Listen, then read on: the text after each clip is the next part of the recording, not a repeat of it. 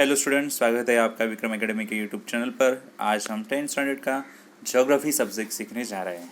Topic है 9 tourism, transport and communication. इसके पहले के वीडियो में हमने टूरिज़्म इंडस्ट्रीज़ कैसा है इंडिया और ब्राज़ील में, इसकी जानकारी हमने ली है, और ट्रांसपोर्ट सिस्टम कैसा है ब्राज़ील में, इसके बारे में भी हमने कंसेप्ट्स देखे। अभी इंडिया का ट्रांसपोर्ट और दोनों कंट्रीज़ का कम्युनिकेशन आज हम ये वीडियो में देखेंगे। तो आप अभी सामने देख सकते हो इंडिया का मैप है, जिसमें national highways and major ports जो है दिखाए गए हैं, हाईलाइट किए हैं। तो यहाँ से हमें पता चलेगा कि आज हम स्टडी करेंगे यहाँ पे इंडिया ट्रांसपोर्ट, ठीक है।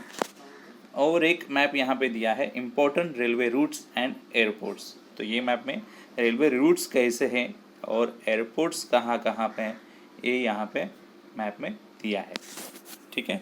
अभी ज्योग्राफिकल एक्सप्लेनेशन हमें स्टडी करना है इंडिया ट्रांसपोर्ट का। As compare to Brazil, India has a denser network of transport. Brazil से कंपेयर किया जाए तो इंडिया में ज़्यादा ट्रांसपोर्ट नेटवर्क है, डेंसर है। About 85% of passengers and 70% of freight traffic are carried by roads every year. तो कितना परसेंट पैसेंजर्स रोड से कैरी होते हैं? 85। कितना परसेंट जो फ्रेट, जो गुड्स वगैरह है वो कैरी होता है? 70% रोड से। Freight and passenger transport has been facilitated due to the development of the railways. अब ये फ्रेट और पैसेंजर ट्रांसपोर्ट पॉसिबल हुआ है बिकॉज ऑफ डेवलपमेंट जो हुआ है रेलवेज में, उसकी वजह से। Railways are important for the growth of the Indian economy. इसका मतलब रेलवेज ये इम्पोर्टेंट है इंडिया के इकोनॉमी के ग्रोथ के लिए। Railway network is relatively less dense in the hill state. तो रेलवेज जो है नॉर्मली हिल स्टेट्स पे नहीं जा सकती, नॉर्थन ईस्टर्न स्टेट्स में नहीं है ज़्यादा, सेंट्रल पार्ट्स ऑफ इंडिया और राजस्थान में ज़्यादा नहीं है।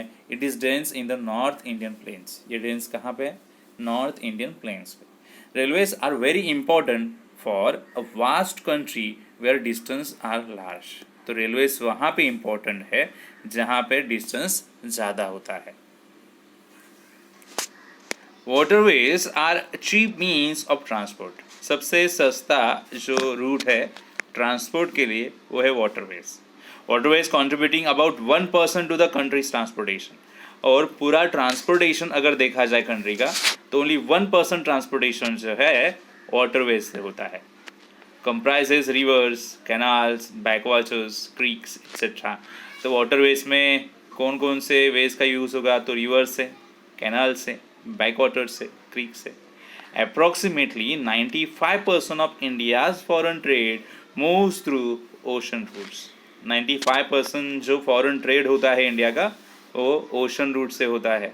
Apart from international trade, these are also used for the purpose of transportation between the island and the rest of the country.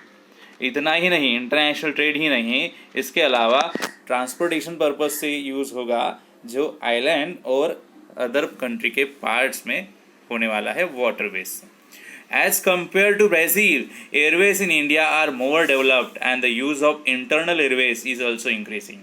Compare किया जाए ब्राज़ील से तो इंडिया में एयरवेज ज़्यादा डेवलप्ड हुआ है और इंटरनल एयरवेज तो ज़्यादा यूज़ होता है इंडिया में compare to Brazil. Next geographical explanation हमें देखना है। You will find that because of the vast longitudinal extent of the country, the difference between two extreme points is around 168 minutes, मतलब 2 hours 48 minutes। अभी अगर longitudinal distance अगर देखा जाए country का, मतलब 2 पॉइंट्स का जो डिस्टेंस है कंट्री के एक पॉइंट से लेके कंट्री के लास्ट सेकेंड पॉइंट तक का जो डिस्टेंस है, डिफरेंस है एक्सट्रीम पॉइंट्स का, 168 मिनट्स का है। मतलब टाइम में बोला है उन्होंने 2 hours 48 minutes। There are different time zones in the country. Brazil has 4 time zones. Brazil में 4 अलग अलग time zones आते हैं। It is behind the GMT by 2, 3, 4 और 5 hours। ये जो GMT है उससे पीछे ही रहेगा 2 hours से 3 hours, 4 hours और 5 hours। The red line in the map shows the GMT03 time zone, which is considered to be the official Brazilian time. GMT03 ये टाइम जोन जो है ये ब्राज़ीलियन ऑफिशियल टाइम है जो BRT से जाना जाता है. It is 3 hours behind the GMT. ये 3 आवर्स पीछे है GMT से.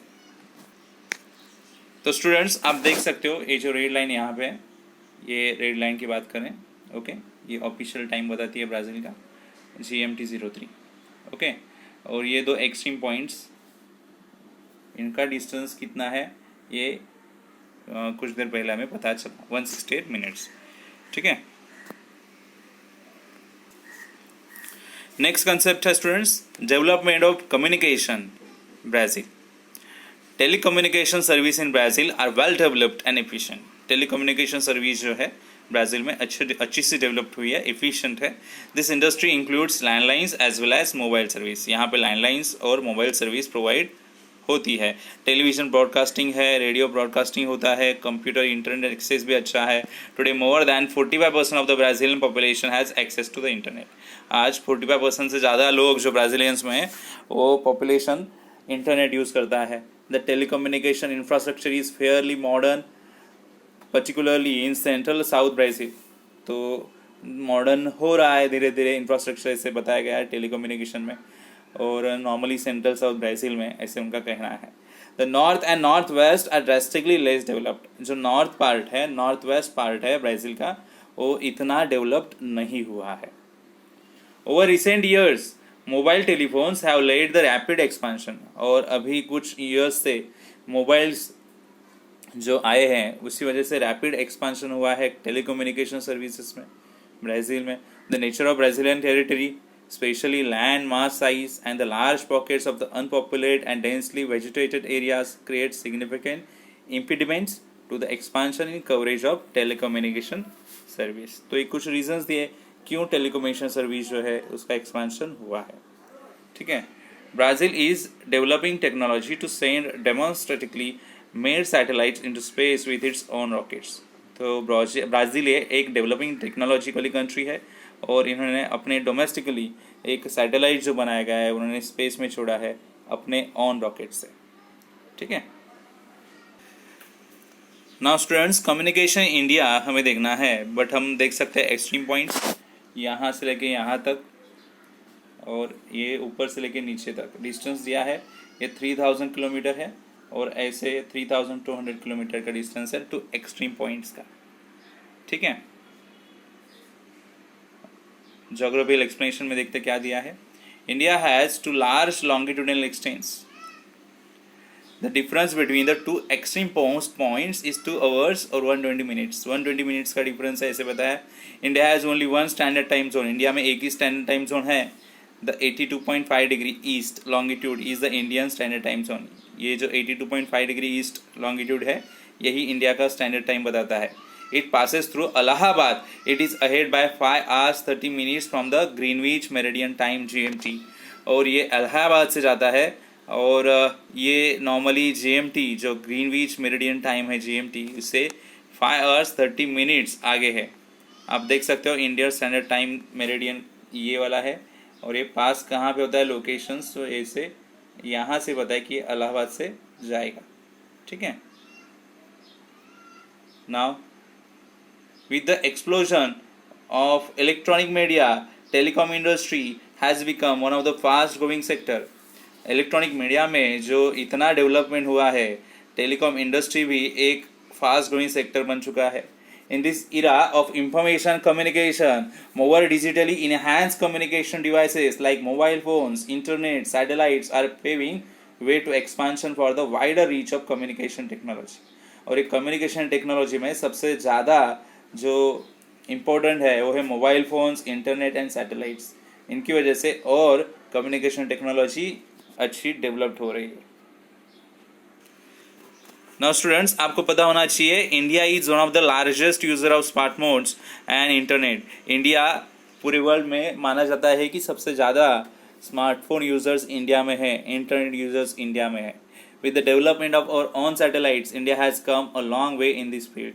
इंडिया ने अपने सैटेलाइट्स खुद बनाए हैं, सैटेलाइट्स ऊपर भेजे हैं, तो इसीलिए इंडिया ये फील्ड में ज़्यादा आगे आ चुका है, ऐसे हम बोल सकते हैं। नाउ स्टूडेंट्स, यहाँ पे ये लेसन एंड होता है। आई होप आपको सब कंसेप्ट अच्छे से समझ में आए हैं। तो ये वीडियो यहीं पे स्टॉप करते हैं, मिलेंगे नेक्स्ट वीडियो में। तब तक के लिए गुड बाय, टेक केयर।